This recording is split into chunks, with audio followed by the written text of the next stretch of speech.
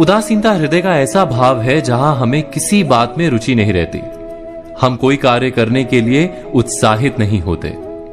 उदासीनता जब एक सीमा से बढ़ जाती है तो मन का रोग बन जाती है। मनुष्य जीवन से अधिक मृत्यु को पसंद करने लगता है। हम सब जीवन में कभी ना कभी उदासीनता का अनुभव अवश्य करते हैं। मन निराशा से भर जाता है और हम कार्य का त्याग कर बैठते हैं। अधिकतर हमारी उदासीनता कुछ समय के लिए ही होती है, इसलिए उससे होने वाली हानि को हम पहचान नहीं पाते। किंतु उदासीनता धीरे धीरे आदत का रूप धारण कर लेती है और हम बार बार उदासीनता के कारण हाथ में लिए कार्य अधूरे छोड़ देते हैं।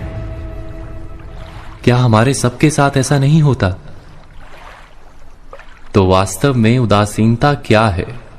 इसका जन्म कहां से होता है? इससे छूटने का उपाय क्या है?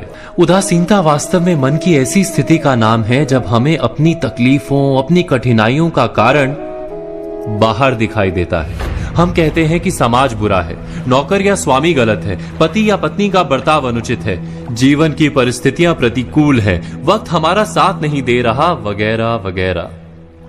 और जब दुख का कारण बाहर होता है तो उसको बदलने का हमारे पास कोई मार्ग नहीं होता। क्या ये सत्य नहीं? हम समय को किस प्रकार बदल सकते हैं? परिस्थितियों में कैसे परिवर्तन ला सकते हैं हम? अर्थात हम स्वयं को निस्सहाय मानने लगते हैं और वहीं से उदासीनता का जन्म होता है। क्या ये सत्य नहीं? प्रश्न ये है कि क्या हमारी सारी विपदाओं का कारण बाहर है या स्वयं हमारे भीतर है? हमारे बुरे हालात क्या दूसरों के कारण है? क्या हमारा परिवार हमारा शत्रु है? क्या समाज दुश्मन है? या हमारी परिस्थितियां हम स्वयं निर्मित करते हैं?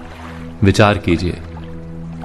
पतझड़ में पत्ते गिरा देने वाली ठंड क्या वृक्ष के साथ दुश्मनी कर रही है?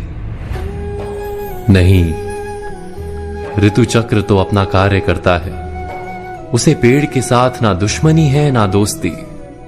ऋतु चक्र के अनुकूल हो जाना वृक्ष का कर्तव्य है। ठीक वैसे ही समाज कभी किसी व्यक्ति का ना मित्र होता है ना शत्रु।